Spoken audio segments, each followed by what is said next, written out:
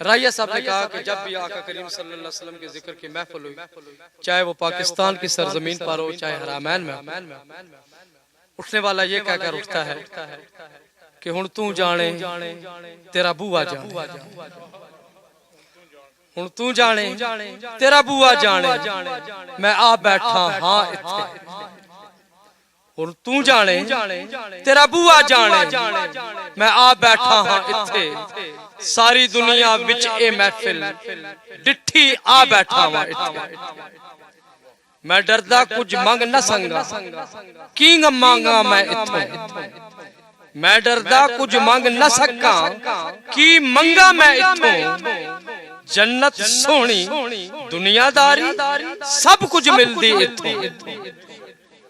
तू ही देवे अपने बाणी मैं कुछ मंग न सका, तू अपनी शान मुताबिक देवी मैं तेरे वाले तक।